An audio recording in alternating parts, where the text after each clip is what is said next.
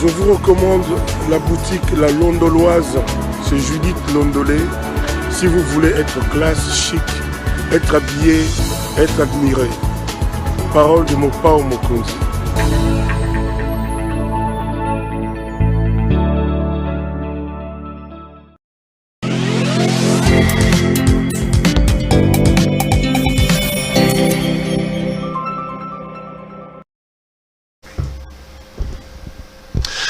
Madame, Messieurs, bonjour et bienvenue à ce nouveau numéro de l'émission Contre nous soit dit, ce magazine d'analyse d'actualité politique, sociale, économique et même juridique qu'on a lancé ici chez nous à CPL Télévision. Des questions importantes sont mises sur la table et l'invité nous accompagne pour tenter d'en parler. L'actualité, vous le savez, reste dominée par cette affaire de Jean-Marc Aboud qui quittera pas l'Assemblée nationale. Aujourd'hui, je vous amène un peu à voir un autre regard. Celui-là, il est un peu juridique de la question parce que vous savez que l'élément déclencheur de ce qui est arrivé, c'est l'altercation entre les éléments commis à la garde de M. Jean-Marc Aboud et l'élément de la garde présidentielle qui était dans une autre Jeep. Qu'est-ce que la loi veut? Quels sont les termes? Qu'est-ce que les gardes du corps, en termes de droit, devaient-ils faire? On va faire une lecture un peu plus différente de cette question-là. Quoi de plus normal que de recevoir un rompu, un chevronné dans ces domaines? Maître Mekilolo nous accompagne. Maître, bonjour. Bonjour et merci de m'accueillir sur votre plateau. Meilleurs vœux à vous, bonne année, c'est la nouvelle année qui commence. C'est toujours un grand plaisir de vous avoir sur ces plateaux. À cause de votre technicité, j'ai fait une émission la dernière fois avec vous, j'ai reçu beaucoup de coups de fil. Les gens m'ont même réclamé que vous reveniez. Donc là, je suis très content de vous avoir sur ces plateaux. Bonne année à vous en tout cas. Merci infiniment, je vous souhaite une très bonne année, surtout tous mes vœux de bonne santé. Nous en avons besoin avec cette pandémie de Covid-19 qui ne cesse de faire des ravages dans notre pays. Et Mekilolo, vous êtes de la diaspora, vous êtes avocat au barreau de Bruxelles, vous êtes aussi avocat ici au barreau de Lubumbashi. Aujourd'hui, la diaspora n'a pas bonne presse, hein. À cause de la diaspora que le président de la République nous a amené, beaucoup de mes invités disent que elle est incompétente, elle n'est pas à la hauteur. Du coup, les Congolais qui sont à l'extérieur sont mal vendus. On dit de vous que vous êtes des vrais paresseux en Europe, vous êtes dans les échafauds. Vous êtes malheureux de voir l'image de la diaspora congolaise autant ternie avec ceux qui sont à la présidence aujourd'hui? Bon, disons que sans vouloir jeter le pavé dans la mare, je voudrais simplement d'abord constater qu'il est important de recourir aux meilleurs d'entre nous, aux meilleurs des Congolais, ceux qui ont les qualifications requises pour pouvoir prêter main forte à la gestion de notre pays, sans d'ailleurs faire de discrimination entre ceux vivant ou issus de la diaspora et ceux qui, localement, vivent ici depuis de nombreuses années et ont essuyé, évidemment, un certain nombre de revers, parfois, dans leur effort pour instaurer la démocratie. Ce qui compte aujourd'hui, c'est de dire qu'il est important que ce soit des Congolais puisés localement dans les ressources humaines ici, au pays, que ce soit ceux qui viennent de la diaspora, que les autorités, que ce soit au niveau de la présidence de la République, au niveau du gouvernement, au niveau des entreprises publiques et dans d'autres sphères de gestion de notre pays, que l'on recourt à des collaborateurs, à des conseillers qui ont réellement les compétences requises et même l'expérience et donc le profil qui convient.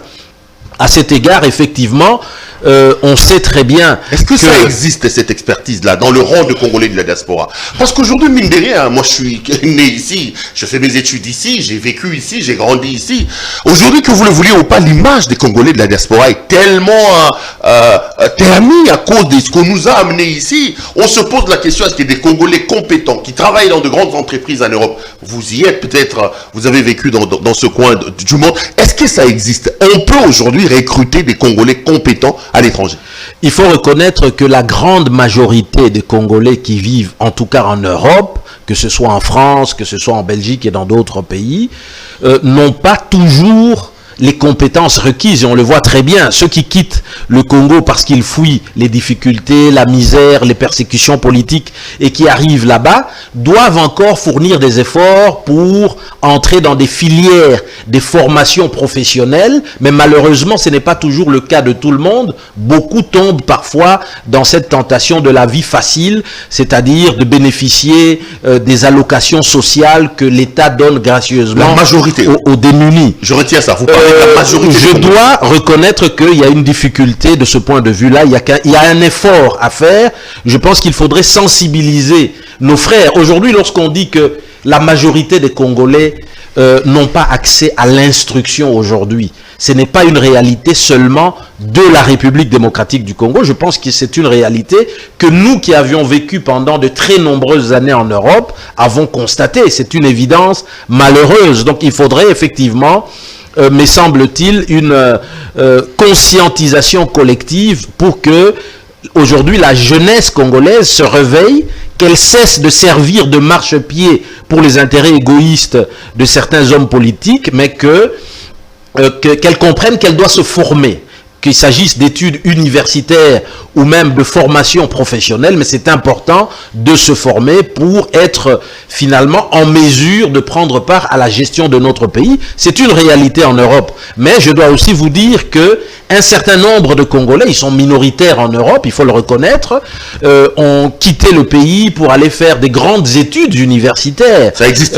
En Belgique, en France, en Angleterre, aux États-Unis. Ils existent. Ils existent. Je me refuse de faire un discours pro domo en ce qui me concerne, mais je peux vous dire que nous avons beaucoup d'avocats comme moi au barreau de Bruxelles, au barreau de Paris et ailleurs.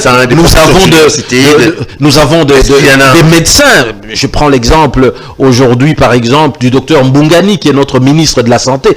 Voici le type d'échantillons de Congolais auxquels on doit pouvoir recourir pour participer à la gestion du pays. Malheureusement, il faut constater que il s'observe parfois cette tendance à recourir à des Congolais qui ne répondent toujours pas au profil qu'il faut pour assumer la gestion du pays, parce qu'il faut savoir que finalement, c'est tout le monde qui participe à la gestion du pays. Il n'y a pas que le chef de l'État, il n'y a pas que les membres du gouvernement, mais c'est aussi tous les conseillers, c'est aussi tous les directeurs généraux des sociétés commerciales de l'État et d'autres. Et donc, c'est vraiment important que nous puissions remettre le principe de méritocratie au centre de la gestion de notre pays et mettre de côté tout ce qui est tribalisme, tout ce qui est clientélisme, ainsi de suite. Et c'est ça qui risque de ramener notre pays justement en arrière. Vous savez que le président Mobutu, en son temps, a fourni véritablement cet effort pour bâtir une nation, une grande nation au cœur de l'Afrique, en mettant fin justement au tribalisme, à tout ce qui pouvait diviser, au clientélisme. Donc je pense que c'est important qu'au-delà de cette cohésion nationale, au-delà de cette nation a réussi finalement à mettre en place feu président Mobutu, que nous puissions compter aussi sur un État. Il faut créer aujourd'hui un État, asseoir un État moderne, un État démocratique dans notre pays, basé sur le principe de la méritocratie. Et je pense qu'aujourd'hui, on n'en est pas encore là. Allez, on va terminer ces chapitres-là avec cette question. Je vous amène sur ces terrains un peu glissants. Est-ce que vous connaissez la plupart des mikilistes, c'est comme ça que les Quinois les appellent désormais, qui sont à la présidence? Quand vous regardez ceux de vos compatriotes venus de l'étranger qui vivaient avec vous dans la diaspora, qui accompagnent le président de la République, vous dites quoi de leur travail? La plupart, j'étais avec Emmanuel Elunga ici qui me disait que la diaspora amenée par M. Tshisekedi est tout simplement incompétente. Beaucoup de Congolais se plaignent. Vous les qualifiez de comment? Vous regardez ce qui se passe là. Je parle de la diaspora parce que la plupart qui sont à la présidence sont issus de la diaspora. Bon, je pense qu'il nous faudrait ici raison garder, éviter de faire des procès d'intention sur des gens dont je ne détiens ni les diplômes, dont je n'ai aucune connaissance de leur parcours académique ou de leur expérience professionnelle passée, mais je peux simplement dire que de façon générale, dans la diaspora congolaise en Occident, il faut reconnaître que la plupart des Congolais n'ont pas toujours le niveau intellectuel, les ressources qu'il faut pour assumer les plus hautes fonctions de conseiller, de chef de l'État, de premier ministre. Et là, c'est une difficulté et je pense qu'il est important que les choix de nos dirigeants ne puissent pas se baser sur des critères liés au clientélisme, au fanatisme, mais que ce soit véritablement des gens qui sont choisis sur base d'un curriculum vitae, parce qu'ils ont fait des grandes études à l'Université catholique de Louvain, à l'Université libre de Bruxelles, à la Sorbonne, et dans plusieurs autres universités. Ça peut être par exemple l'université de Montréal. Il y a plusieurs universités partout, et malheureusement il faut constater que la majorité de nos compatriotes congolais n'ont pas fréquenté les grandes universités. Or, aujourd'hui, pour pouvoir relever les défis de la mondialisation, de la modernité, des nouvelles technologies, il faut non seulement évidemment une classe dirigeante qui se renouvelle. Il faudrait que l'ancienne classe puisse céder le pas justement à cette jeunesse qui doit pouvoir assurer la relève, mais encore faut-il que cette jeunesse soit formée. Et malheureusement, non seulement il y a beaucoup de défaillances du point de vue des universitaires, c'est vrai que nous avons beaucoup de diplômés au Congo, mais nous avons peu d'intellectuels, tout simplement parce qu'en réalité, le niveau d'enseignement dans notre pays est tellement bas aujourd'hui que lorsque vous venez même avec votre diplôme d'État ou un diplôme de graduat pour aller poursuivre vos études en Europe, eh bien souvent on est toujours rétrogradé parce qu'on dit que nous présentons un certain nombre de lacunes graves. Donc il faudrait repenser l'enseignement fondamental dans notre pays, y compris l'enseignement supérieur, et commencer à élaguer et mettre fin à la prolifération des universités, des établissements d'enseignement supérieur qui ne répondent pas du tout aux standards internationaux en matière de connaissances. Allez, Maître Mekilolo, on va aller dans l'actualité. Nous sommes le 17 aujourd'hui, c'est la journée commémorative de la mort de Lumumba, mais bien avant hier, c'était Laurent Désiré Kabila, élevé au panthéon des héros nationaux ici en République démocratique du Congo. Il y en a des Congolais qui disent qu'il faut réécrire l'histoire de ce pays. Kabila ne mérite pas ce titre-là des héros national parce que, quel est votre point de vue? Est-ce que vous pensez que tous les tralala qu'on fait sur Kabila, bien avant que je n'arrive à Lumumba, Kabila le mérite? Est-ce que cet homme doit-il être élevé au rang des héros national? Le pays doit-il consacrer une journée fériée pour la mémoire de Laurent Désiré Kabila pour vous? Écoutez, moi je peux simplement constater qu'on a connu une longue période de dictature. Nous étions encore enfants avec l'époque de Mobutu. Il y a eu un certain nombre de partis d'opposition qui ont tenté effectivement d'émerger, notamment l'UDPS à l'époque, mais il faut reconnaître que ces partis à l'intérieur du pays n'ont pas réussi à mettre fin à ce phénomène des dictatures. Il a fallu qu'un homme arrive avec un mouvement, Mouzé Laurent Désiré Kabila, pour mettre fin à cette dictature. Vous savez que le droit international et même la coutume en la matière prévoit qu'à un moment donné, lorsque l'opposition ne se suffit pas à elle seule, je veux dire l'opposition traditionnelle, l'on peut concevoir qu'une révolution vienne mettre fin à une dictature criante. Ça a été le cas effectivement à l'époque de Mouzé Laurent Désiré Kabila. Il faudrait donc lui rendre le galon des héros nationaux. Non, c'est important. C'est pas exagéré, Mekilolo. Je veux bien qu'on s'incline devant sa mémoire, qu'on salue le combat peut-être, mais dès là à faire de lui héros national, beaucoup des Congolais estiment que nous devons réécrire notre histoire. Je pense que ce qui est important, pourquoi est-ce qu'on désigne un héros national, c'est parce que c'est pour des hauts faits qui marquent définitivement l'histoire de notre pays.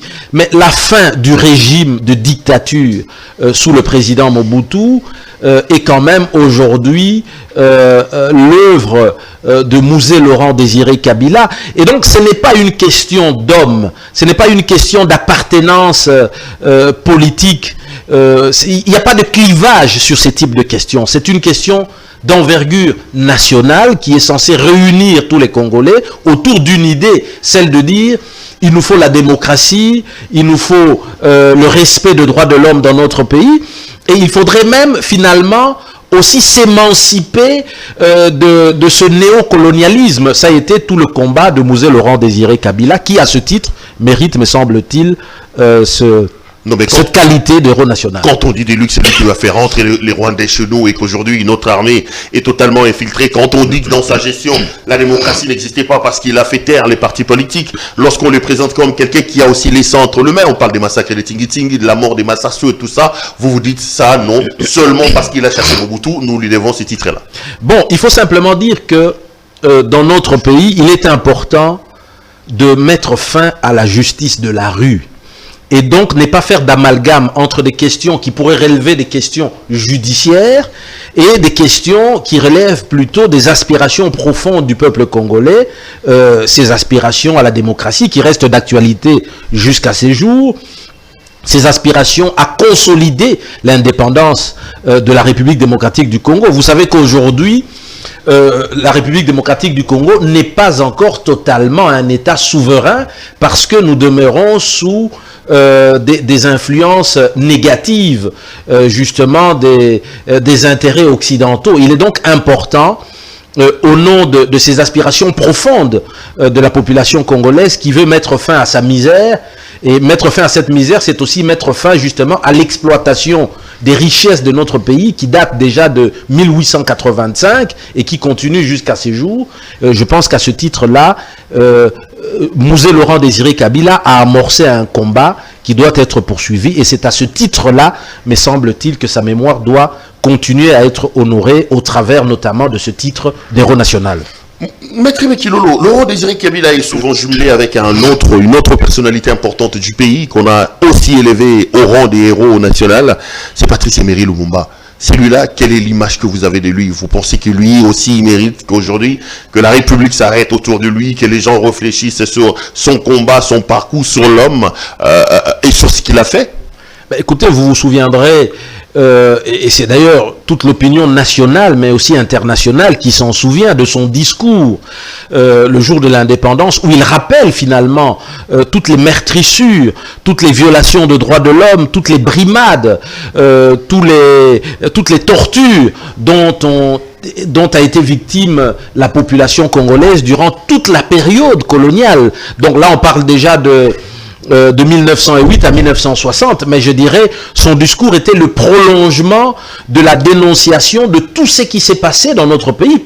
Faut-il tout de même le rappeler? C'est-à-dire qu'en 1885, c'est que on appelle généralement la communauté internationale, d'ailleurs à tort, composée en fait des grandes puissances au niveau international. On avait les États-Unis, la Grande-Bretagne, la France, la Belgique et plusieurs autres États qui, seuls, à l'exclusion des Congolais qui étaient concernés, se sont réunis pour décider du sort de ce territoire qui est aujourd'hui la République démocratique du Congo, en disant: nous avons identifié un certain nombre de richesses sur ce territoire national qui peuvent être utiles pour le développement de nos pays occidentaux.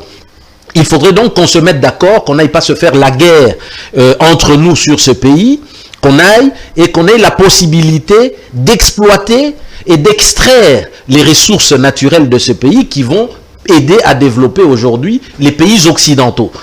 Et c'est ce qui a été fait, et ils se sont dit: on y va, et ça a été sans contrepartie pour le Congolais, et ça continue d'ailleurs jusqu'à aujourd'hui. Vous vous rappellerez qu'en 1904, et on n'en parle pas assez, il y a eu un génocide congolais. Aujourd'hui, on parle du génocide rwandais, avec à peu près 900 000 ou 1 million de morts. Mais on n'a jamais parlé du génocide congolais qui a connu près de 10 à 11 millions de morts. Ça, je le rappelle. C'est une révélation que vous faites. Non, déjà en 1904, le Congo était victime des actes de génocide, vous voulez dire? Absolument. C'est-à-dire que les Congolais ne le savent pas. La République démocratique du Congo était composée d'environ 22 millions de Congolais qui vivaient sur le territoire national. En 1904, près de 10 à 11 millions de Congolais ont été décimés. Ils ont été tués. Est-ce pour autant qu'on doit dire que c'est un génocide? Vous êtes un avocat international. Le génocide, vous connaissez bien la définition. Est-ce que c'était pour des raisons ethniques? Est-ce que c'était pour des raisons d'élimination d'un peuple que ça a été fait? Que vous me dites que les Congolais ont été maltraités. Peut-être que cette maltraitance a amené aux morts, je comprends, mais dès là à dire que c'est un génocide, je me pose la question. Il s'agit d'un génocide et je regrette d'ailleurs que jusqu'à aujourd'hui, aucun nombre d'États au Congo ne se soit levé pour pouvoir justement militer à la reconnaissance de ces génocides. Parce qu'en réalité, d'un point de vue technique, sans entrer dans toutes les nuances, le génocide, c'est le fait justement de s'attaquer à une population, mais précisément en visant l'élimination d'un groupe. Ça peut être un groupe racial, ça peut être un groupe ethnique, mais ça peut aussi être un groupe national. Et c'est ce qui a été le cas à l'époque en République démocratique du Congo. Et je vous rappelle qu'il y a eu même une enquête internationale parce que la Grande-Bretagne, dans ses rivalités avec la Belgique pour la gestion et la domination de notre espace République démocratique du Congo, qui avait été appelé à l'époque État indépendant du Congo, avait dénoncé justement les Belges en disant, mais voilà, il y a eu ces génocides favorisés par les Belges. Mais moi je pense que ce qui est important, c'est d'abord de reconnaître ces génocides. Je pense aussi qu'il faudrait militer pour la mise en place d'un tribunal international pour le Congo qui va s'épancher sur tous les crimes de droit international qui ont été commis dans notre pays depuis 1885 à ce jour, parce que il n'y a pas eu que 1904. Vous savez que même des grands auteurs, malheureusement, les auteurs congolais n'ont pas beaucoup écrit, mais lorsque vous lisez des auteurs britanniques comme Conan Doyle et d'autres ont écrit, il y a plusieurs ouvrages, notamment Il plaît de main sur le Congo, pour montrer que effectivement il y a eu un régime de terreur qui a été installé. Bien sûr, on dirait que c'était sous la domination belge. Il y avait évidemment le roi de Belge à l'époque qui avait été placé, mais en réalité, c'était plusieurs intérêts occidentaux regroupant plusieurs pays, de sorte que il faudrait se battre pour que la République démocratique du Congo soit aujourd'hui indemnisée de tout cela. Et donc, quand on parle de la dette extérieure, mais finalement, qui doit à qui? Je pense que c'est un contentieux qu'il faudrait encore ouvrir. Le contentieux, je dirais, qui n'est pas seulement belgo-congolais, mais je dirais vraiment c'est un contentieux international sur le Congo, dans son volet droit international humanitaire. Pour dire, mais écoutez, nous sommes les descendants de ces Congolais qui ont été décimés, qui ont subi tout acte de torture pendant de nombreuses années. Mais ça doit s'évaluer en plusieurs milliards de dollars aujourd'hui, qui pourraient dépasser le montant de la dette extérieure de la République démocratique du Congo, de sorte qu'aujourd'hui, ce n'est pas le Congo qui doit une dette aux pays étrangers, je dirais aux États occidentaux, c'est bien l'inverse, mais malheureusement, des voix ne se sont pas suffisamment élevées parmi nos dirigeants pour dénoncer cela et mettre en place un mécanisme qui va permettre d'obtenir cette indemnisation. Vous savez que par exemple pour Lumumba, le 17 janvier 1961, Lumumba a été assassiné alors qu'il était chef du gouvernement. Cela veut dire donc que nous avions subi aussi un crime d'agression. C'est un crime de droit international pénal. De sorte qu'aujourd'hui, là aussi, il n'y a aucun procès qui a été réellement ouvert comme il faudrait. Donc je pense qu'il faudrait qu'avec le concours de l'Union africaine, des Nations Unies notamment, qu'il soit mis en place en tout cas un tribunal pénal international pour le Congo qui va traiter de toutes ces questions. Le cas de Mouzé Laurent Désiré Kabila, le 16 janvier, président de la République en fonction, on a connu un procès au niveau national, mais quid du volet international du procès relatif à l'assassinat de Mouzé Laurent Désiré Kabila? Il suffit de lire un certain nombre d'ouvrages aujourd'hui. Vous pensez que des culpabilités, il y en a aussi à l'étranger, des coupables, on peut le retrouver à gauche et à droite? Je pense qu'à la lecture d'un certain nombre de documentation disponible. Sur le plan international, c'est véritablement pas qui a tué Laurent Désiré Kabila. Je pense qu'il faudrait... En prison, on nous dit qu'il fallait, comme ça, ce ne sont pas les vrais assassins des Kabila. Il faudrait remonter la filière internationale pour mettre la main sur certains acteurs occidentaux qui ont travaillé dans la préparation, dans la planification de cet assassinat d'un chef d'État en exercice, sachant que cela répond bien aux critères du crime d'agression, qui est un crime imprescriptible de droit international pénal. Donc voilà ce que je pourrais aujourd'hui plaider, c'est de dire... C'est une boîte à Pandore que vous voulez ouvrir. Je pense que ce qui est important... C'est des rêveries, ça n'arrivera jamais. Les Congolais ont besoin du foufou, les Congolais ont besoin de manger, pas ces choses-là, Kilolo. Hein. Je pense que c'est important pour mettre fin à la misère de la population congolaise. Lorsqu'on dit que c'est un scandale géologique, nous avons de nombreuses richesses dans notre pays, mais les Congolais continuent à croupir dans la misère. Mais où va cet argent? Mais cet argent, c'est tout ce qu'on vient extraire comme richesse dans notre pays, le cuivre en son temps, le cobalt aujourd'hui, le caoutchouc hier. Ben, c'est tout ça qui est transformé et qui crée de la richesse en plusieurs milliards de dollars et qui a permis de bâtir les nations occidentales. Mais pour pouvoir mettre fin à cela, je pense qu'il faudrait deux choses. Il faudrait à un moment donné qu'on ait le courage, à travers un certain nombre d'instruments juridiques, à travers un certain nombre de symboles hautement politiques, de dire aux Occidentaux, ça suffit. On a assez souffert. Il faudrait mettre en place un mémorial du souvenir, mémorial du génocide congolais. Je pense que c'est important. Comme à Kigali, comme notamment à Kigali et dans d'autres États. Il faudrait aussi inscrire dans nos cours d'histoire qu'on puisse enseigner ce génocide congolais pour que plus jamais ça se répète, attirer l'attention des générations futures et enfin sensibiliser sur le plan interne ce changement de mentalité qui est nécessaire dans le chef de nos dirigeants pour qu'ils comprennent qu'on n'est pas là au service des États occidentaux, on est là au service de l'État congolais.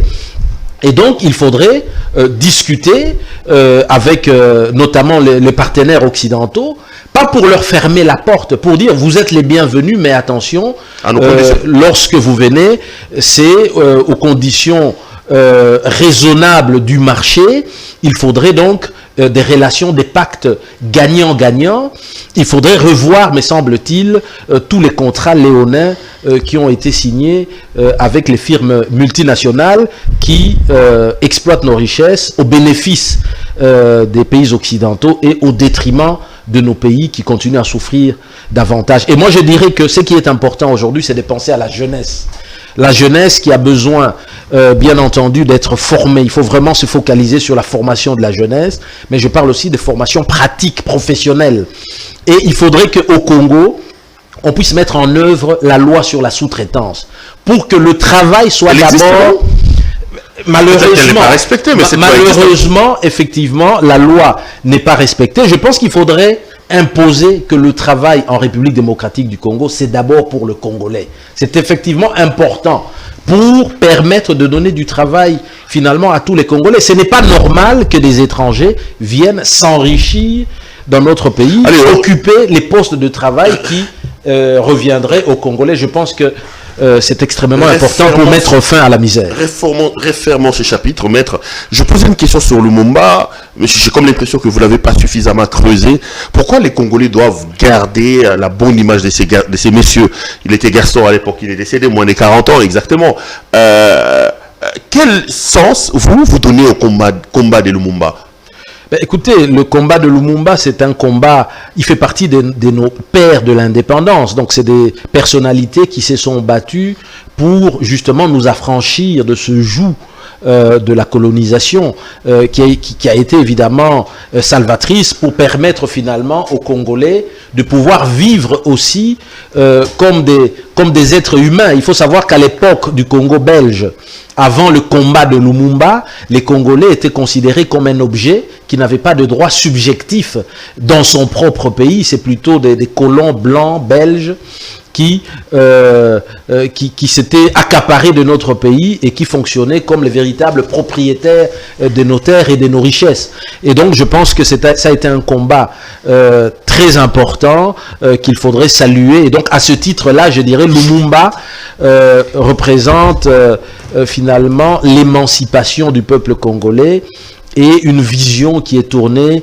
vers la démocratie. Il n'a pas pu mener son combat jusqu'au bout parce que finalement, le 17 janvier 1961, il sera assassiné parce que il était un peu trop nationaliste, il était un peu trop patriote au regard des intérêts occidentaux. Malheureusement, très peu d'hommes politiques dans notre pays aujourd'hui suivent ce combat de Lumumba, qui pourtant a annoncé les couleurs en disant « Tant que vous continuerez à être là au service des intérêts occidentaux, vous ne vous en sortirez jamais ». Mouzé Laurent-Désiré Kabila l'a dit, lorsqu'il a dit, notamment aux chancelleries occidentales, aux ambassadeurs des pays européens et autres qui sont ici au Congo, en disant « Mais pourquoi à chaque fois vous convoquez les ministres en fonction de la République démocratique du Congo pour leur dire ce qu'ils doivent faire? Mais pourquoi les ministres ont besoin de courir derrière les ambassadeurs pour leur survie politique, pour leur dire ce qu'il faut faire? C'est aussi à ça qu'il faut mettre fin. En réalité, c'est de la haute trahison.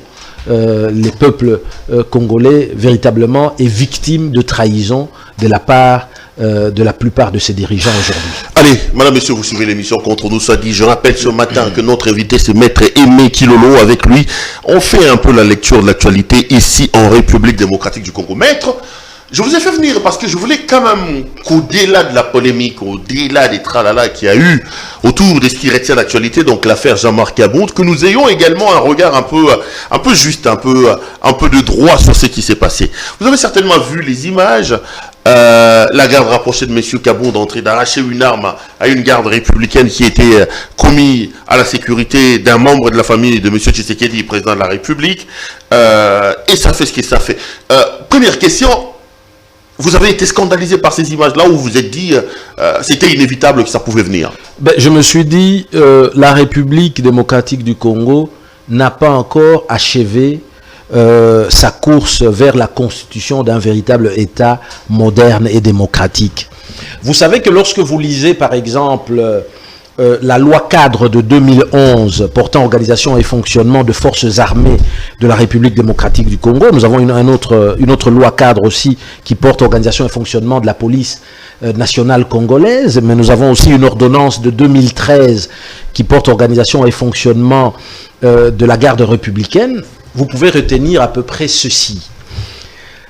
La garde républicaine, le GR, ont 3 missions qui leur est confiées. Au-delà, évidemment, de la mission générale des forces armées, qui est notamment d'assurer et de protéger l'intégrité du territoire national ainsi que nos frontières. Ils ont essentiellement 3 missions.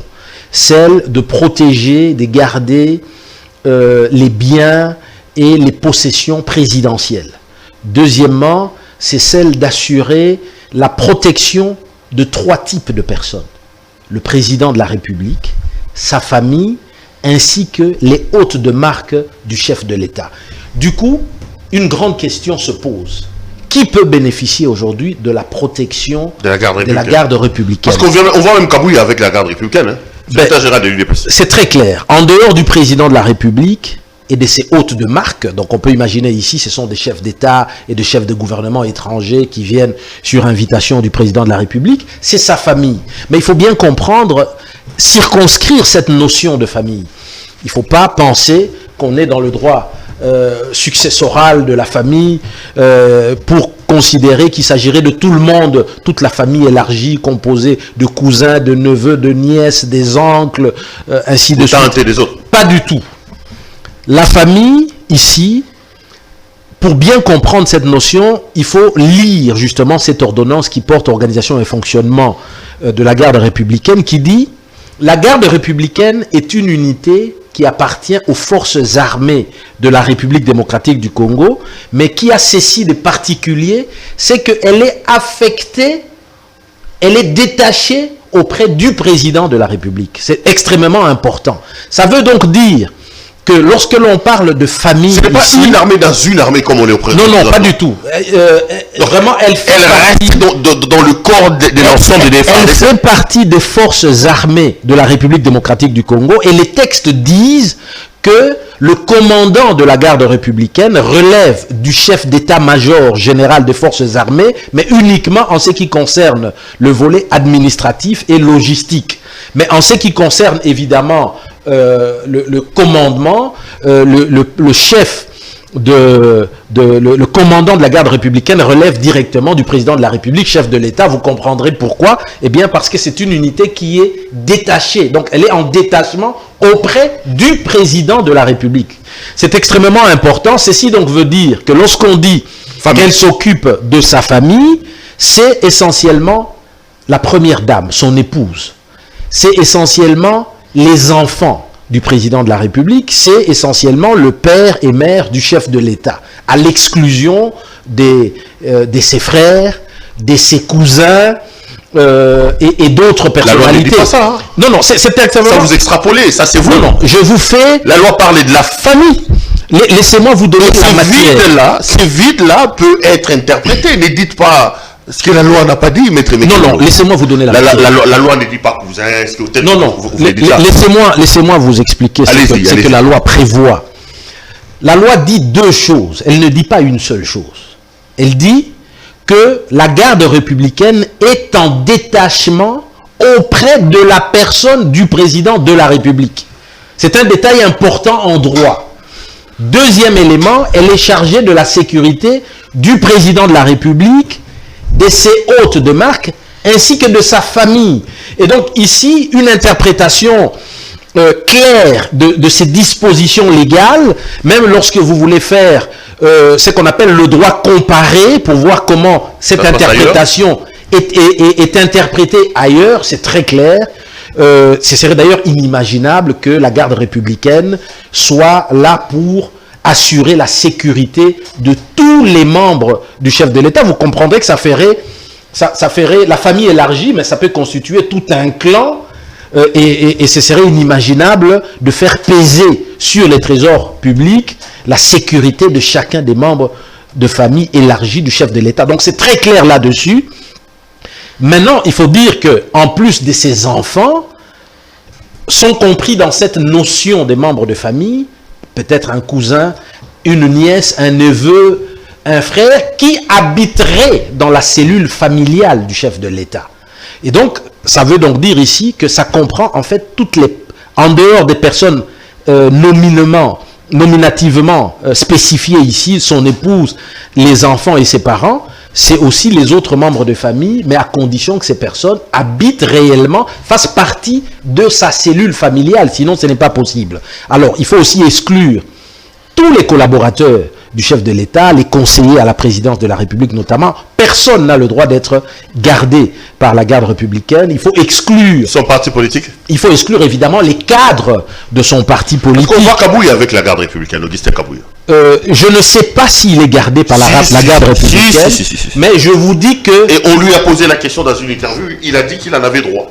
Eh bien... Il a même commis une impaire, une imprudence en disant qu'il est le secrétaire général de la famille présidentielle, au lieu de dire qu'il est secrétaire général du parti du président, une chose comme ça, voilà. En tout cas, je n'ai pas eu l'occasion de lire cela, mais si tel est le cas, eh bien, je peux vous dire que c'est une illégalité flagrante, et j'aurais été conseiller juridique du président de la République, je lui aurais immédiatement conseillé de veiller à ce que l'ordonnance de 2013 portant organisation et fonctionnement de la garde républicaine soit respectée dans ses termes actuels, ce qui veut dire qu'aucun cadre du parti présidentiel ou des membres de famille élargie ne peuvent, ni encore des conseillers du chef de l'État ne peuvent bénéficier de la garde républicaine tant que cette ordonnance de 2013 n'aura pas été remaniée, revue.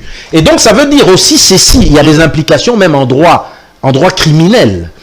Vous savez que utiliser les services d'un militaire qui est commis essentiellement à la protection de la sécurité nationale, c'est-à-dire protéger les frontières, protéger l'intégrité nationale du territoire, eh bien c'est un crime.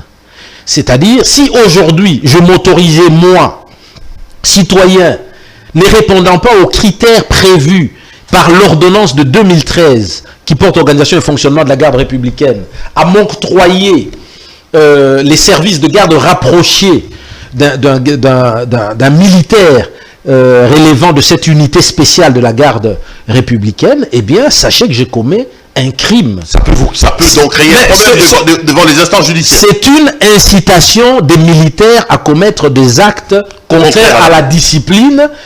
Et donc, ça veut dire que c'est puni de 5 à 20 ans de prison.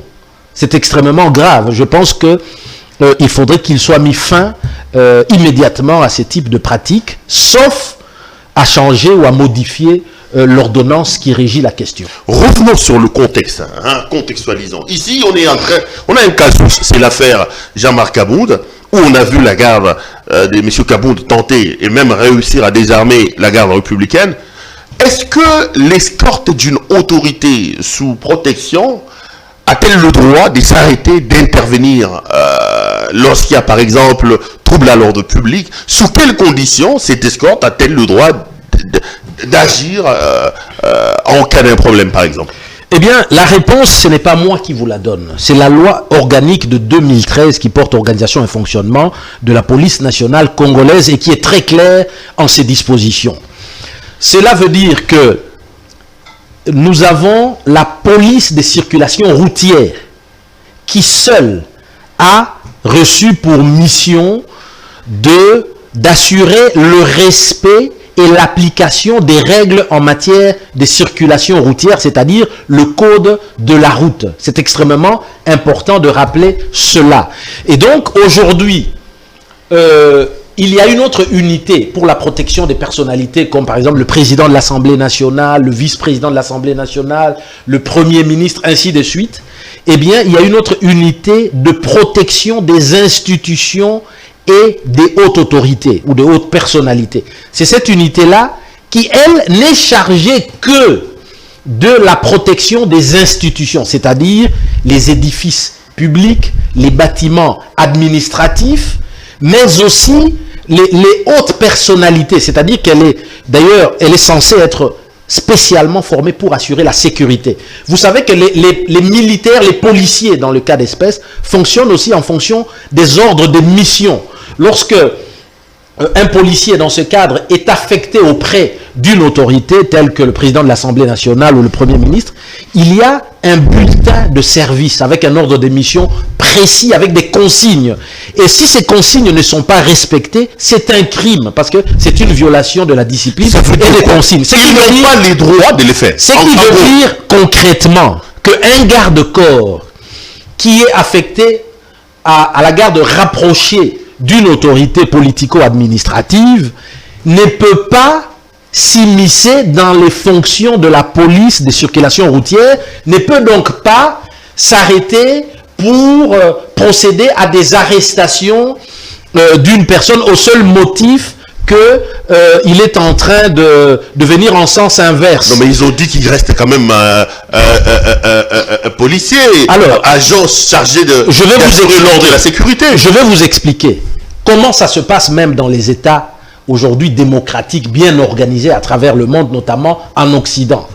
Lorsque vous êtes en train d'entrer sur un sens interdit, mais automatiquement, un pays bien organisé est censé avoir la police des circulations déployée dans tous les axes de circulation à travers les pays, à travers des grandes agglomérations telles que la ville de Kinshasa. Et donc déjà, ce serait une anomalie qu'il n'y ait pas un policier de circulation, un roulage disponible pour répondre à de telles infractions. Ça, c'est d'abord une chose. Donc là, je me permettrai évidemment d'interpeller le gouvernement pour qu'il assume ses responsabilités, s'assurer qu'il y a un effectif suffisant des policiers de la circulation qui soient déployés pour assurer la fluidité de la circulation et éviter évidemment des infractions qui peuvent mettre en danger la vie d'autrui, notamment tous les usagers de la circulation. Mais cela étant dit, si par impossible, un garde-corps est confronté à une situation d'infraction, une personne qui vient en sens inverse, étant donné sa qualité de policier, là encore il y a une question qui se pose. Quelle qualité a-t-il réellement? Est-ce qu'il est officier de police judiciaire ou bien est-ce qu'il est un simple agent de police judiciaire? Il y a aussi une différence à faire entre les OPJ et les APJ. La loi dit ceci: sont officiers de police judiciaire uniquement le commissaire divisionnaire, le commissaire supérieur de police, le commissaire de police et le sous-commissaire de police uniquement. En principe, ces officiers-là ne servent pas de garde-corps, sauf abus, pour la sécurité ou l'escorte des personnalités dans un pays bien organisé. De sorte que, en principe, ça a dû être un APJ, c'est-à-dire un agent de police judiciaire, qui lui-même peut, évidemment, s'il y a un trouble à l'ordre public, je comprends bien qu'un conducteur fantôme qui s'autoriserait à rouler en sens inverse, alors que c'est interdit. Et je vous dis ici que c'est interdit même pour les véhicules prioritaires. Là, le code de circulation est très clair là-dessus. C'est-à-dire que les véhicules prioritaires sont connus, ce sont les ambulances qui vont pour les cas d'urgence. Ce sont des camions anti-incendie parce qu'il y a un incendie qui s'est manifesté quelque part. Même eux n'ont pas le droit d'emprunter. Ils ne peuvent pas emprunter le sens unique. Tout ce qu'ils peuvent, sauf cas vraiment de force majeure, mais ce sont des cas qui doivent être extrêmement rarissimes et isolés. Ils doivent se frayer le chemin sur le passage en restant sur le sens de circulation qui est prévu en direction de leur destination. Maintenant, un conducteur fantôme, c'est un scandale qui se permettrait de prendre un sens interdit. Évidemment, un policier peut déjà l'arrêter en l'empêchant, en lui demandant de regagner sa bande de circulation. S'il a les qualités requises d'officier de police judiciaire, il peut même en dresser un procès verbal et immédiatement transmettre à la police des circulations routières pour les dispositions. Mais dire que vous arrêtez un véhicule, vous crevez les pneus, mais c'est d'abord une infraction pénale. C'est une destruction méchante des biens d'autrui qui est punie de peines d'emprisonnement. Vous comprenez qu'on ne peut pas le faire. Et même lorsqu'un officier de police judiciaire agit, admettons qu'on est devant un garde-corps qui malencontreusement est aussi un officier de police judiciaire, ce qui est déjà une anomalie parce que ça veut dire qu'il a au moins le grade de sous-commissaire de police. Il ne peut pas être un garde-corps. Mais il doit travailler non pas sous le commandement de la personne dont il assure la sécurité, parce qu'à ce moment-là, il agit sous une autre casquette et donc il relève directement des instructions du parquet, parce qu'à ce moment-là, ce sont les magistrats du parquet qui doivent donner des instructions sur les actes à poser. Est-ce que dans ce cas-là, le parquet avait été immédiatement saisi? Donc voilà un peu toutes ces questions. Et encore une autre question. Lorsque un militaire de la garde républicaine ne peut pas se retrouver comme ça privé de sa liberté par un policier affecté à la garde rapprochée d'une personnalité. Qui peut arrêter un militaire de la garde républicaine? Est-ce qu'il peut subir l'arrestation aussi brutale avec son arme arrachée telle qu'on l'a vu dans ces images-là? Ça pose quand même un grand problème de dysfonctionnement. En principe, le ministre de la Défense ainsi que le ministre de l'Intérieur, dans un État démocratique avec des députés responsables, devaient être interpellés au Parlement pour apporter la lumière à l'opinion sur tout ce qui s'est passé. Ça pouvait même aller plus loin, éventuellement à une démission après une interpellation là-dessus. Ça ne peut pas passer sous silence. Ce sont des actes gravissimes. Nous avons évidemment une police militaire qui peut faire son travail, mais uniquement dans le cas où ce militaire aurait effectivement commis une infraction. Mais s'il est dans l'exercice de ses fonctions parce qu'il assume la sécurité rapprochée d'une personne répondant aux critères prévus par les instruments juridiques, je vois mal pourquoi on devrait priver de liberté ou arracher son arme un militaire. Je pense que là, c'est un crime d'arracher l'arme d'un militaire qui est en plein exercice légal de ses fonctions pour assurer la sécurité d'une personnalité quelconque. Toujours dans cette affaire, on arrache l'arme, on l'amène à l'auditorat, le lendemain, les vidéos deviennent virales sur les réseaux sociaux. La JR organise une descente punitive, une expédition punitive de M. Jean-Marc Aboud. Qu'est-ce que la loi dit dans ce sens-là? Est-ce que ça aussi c'est un acte isolé, criminel comme vous le dites, ou plutôt vous comprenez que, bon voilà, parce qu'ils disent qu'ils sont allés chercher les policiers en question et qu'ils l'auraient remis à l'auditorat militaire? Je dois vous dire que je n'ai pas été témoin oculaire des faits. J'ai suivi comme vous dans les médias un certain nombre d'images extrêmement préoccupantes qui semblaient indiquer une incursion dans un domicile privé d'autrui. Je pense que tous les citoyens congolais sans discrimination, même de fonction ou de classe sociale, ont droit à leur vie privée, ont droit à la protection de leur domicile familial. Et donc, à ce titre-là, en dehors d'un mandat de perquisition, d'un mandat d'amener, régulièrement délivré par un magistrat instructeur, dans le cadre notamment d'une perquisition, nul n'est autorisé à s'introduire dans un domicile d'autrui, sauf un cas de flagrant délit parce que la personne était déjà poursuivie en fuite, ou bien qu'une des personnes qui se trouvait déjà de l'intérieur, ayant constaté des infractions graves, ait fait appel. Donc il faudrait que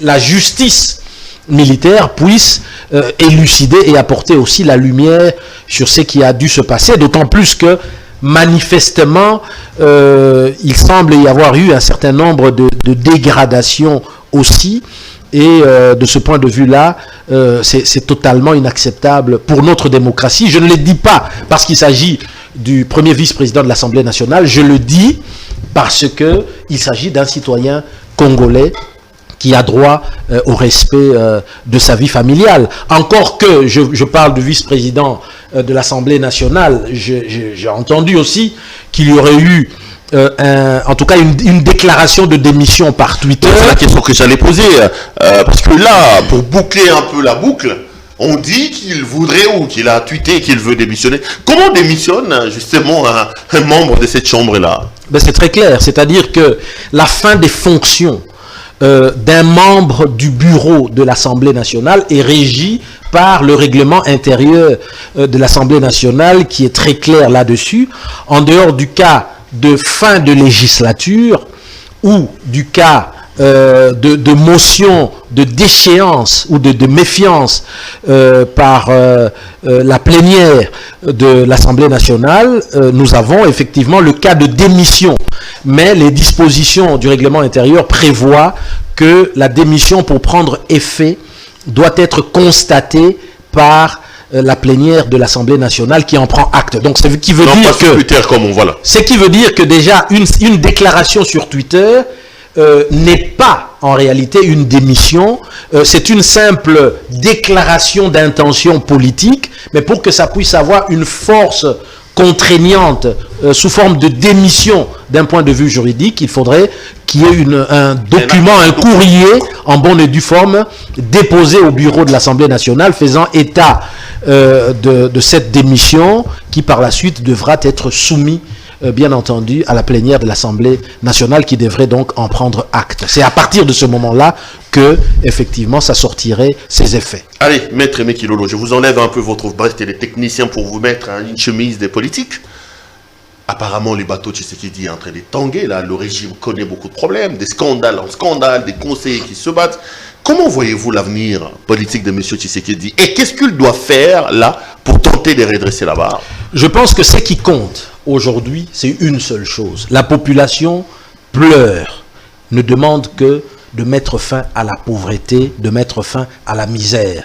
Mais seulement pour y parvenir, il faudrait bien sûr qu'il y ait la cohésion nationale, l'unité dans la diversité du peuple congolais. Et pour cela, je pense qu'il faudrait tendre la main à tout le monde. D'autant plus qu'aujourd'hui, lorsque l'on voit très bien avec la CENI, lorsqu'on examine par exemple la toute dernière loi des finances, on voit très bien que dans le budget de l'État, il n'y a pas eu une rubrique prévue pour mettre de côté des provisions d'argent pour financer les élections. C'est inquiétant. C'est déjà un signe annonciateur de ce que, à moins que finalement par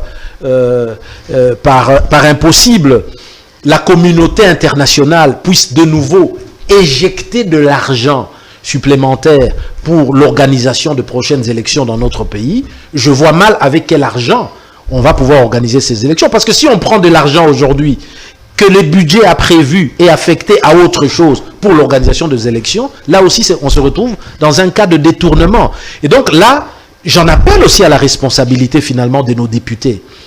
Je pense qu'il faudrait mettre fin aussi à modifier les critères d'éligibilité. Il nous faut maintenant des députés qui sont instruits, avoir au moins un diplôme de licence pour être candidat député. Parce que comment ça a pu échapper à la vigilance de nos députés. Ce sont des questions techniques mais importantes qui sont entre les mains de nos députés qui auraient dû... On n'ouvrait pas cette boîte à Pandore. C'est extrêmement important. Depuis 60 jusqu'à aujourd'hui, Noël Tchani a tweeté, il a dit le problème du Congo, c'est que depuis 60 jusqu'à aujourd'hui, il commence même au niveau des présidents, on n'a pas des présidents qui ont des grands diplômes, et puis bon, vous venez vers les députés. Là, c'est une boîte à Pandore que vous voulez ouvrir. C'est que je veux dire aujourd'hui... Noël Tchani a dit que c'était ça le problème. C'est que je veux dire aujourd'hui, le grand problème du Congo, pour relever les défis, mettre fin à la misère de la population, que les gens se sentent à l'aise finalement chez eux, qu'ils puissent accéder à l'eau potable, à l'électricité, qu'on ait des routes, y compris dans l'arrière-pays, les routes de desserte agricole. Je pense qu'il faudrait, bien entendu, il faudrait aller vers une cohésion nationale. Parce que la cohésion nationale va amener la paix, va mettre fin à la prolifération des groupes armés. C'est ça la question que je pose. Là, la question, il faut qu'il appelle à un dialogue. Je pense que le chef de l'État a plusieurs possibilités. Il peut y avoir un dialogue, il peut y avoir une consultation. Ce qui est important aujourd'hui, c'est qu'il faudrait appeler autour de la table toutes les forces vives de la nation, qu'il s'agit des forces politiques et des forces de la société civile, mais choisir des gens, non pas parce qu'ils crient plus fort dans les médias ou parce qu'ils peuvent bouger, faire mouvementer des manifestations publiques sur le terrain, mais je pense qu'il nous faut aussi des experts cette fois-ci, qu'on ait un peu un gouvernement d'experts, des gens qui s'y connaissent dans leur domaine et qui vont travailler pour mettre fin à cela. Ce pays, hein, les Congolais le disent. Hein. Oui, mais vous savez très bien que le président Mobutu lui-même n'était pas un professeur d'université. Il n'était qu'entouré de professeurs d'université. Mais il ne l'a pas été lui-même, et parfois ça peut être aussi une difficulté. Ok. Maître Aimé Kilolo, merci beaucoup. Merci d'être venu nous voir. Ben, je vous en prie. Madame, monsieur, cette émission est terminée. Je rappelle ce soir que notre invité, c'était Maître Aimé Kilolo, avocat au barreau de Bruxelles, mais aussi au barreau de Lubumbashi dans le Haut-Katanga, ici en République démocratique du Congo. On a donné un peu un visage juridique aux événements de ces dernières heures, ici au Congo. Allez, merci à vous de nous avoir suivis. Retrouvons-nous demain pour un autre numéro de cette émission. Bonsoir chez vous.